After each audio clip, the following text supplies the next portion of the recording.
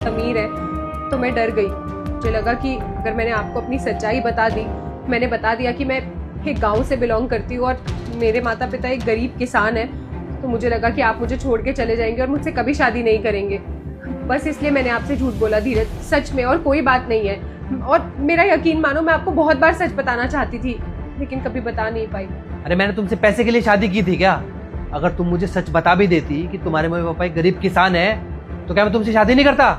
जिस माँ बाप ने तुम्हें पाल पोस के बड़ा किया है वो तुम्हारे चक्कर में ऐसी सड़कों पे भटक रहे हैं। तुम तो यहाँ पे आराम से बैठी हुई हो, तुम्हें तो प्यार का मतलब भी नहीं पता। अगर पता होता ना तो तुम अपने मम्मी पापा को ऐसे परेशान नहीं करती। अरे शर्म आनी चाहिए तुम्हें।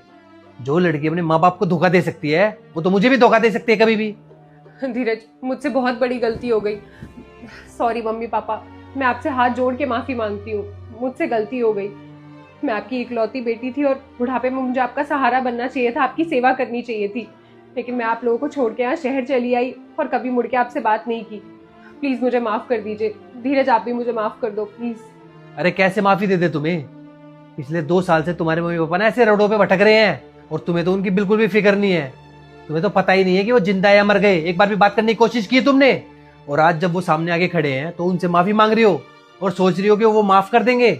मैं मानती हूँ मुझसे बहुत बड़ी गलती हुई है और शायद मेरी इस गलती की कोई माफी भी नहीं है, लेकिन आप तो मेरे माँ बाप है ना, और माँ बाप तो बच्चों की हर गलती को माफ कर देते हैं। प्लीज मुझे माफ कर दीजिए।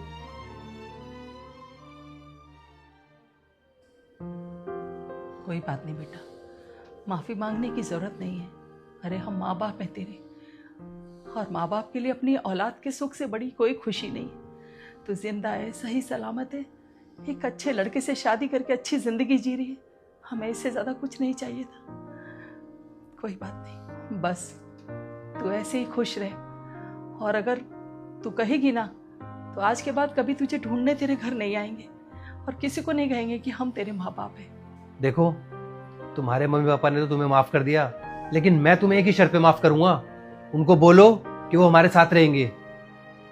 ठीक है, जैसा आप कहेंगे बिल्कुल वैसा ही होगा। वैसे भी कितने साल हो गए मुझे मम्मी पापा से अलग हुए। मैं हमेशा आप लोगों के साथ ही रहना चाहती हूँ।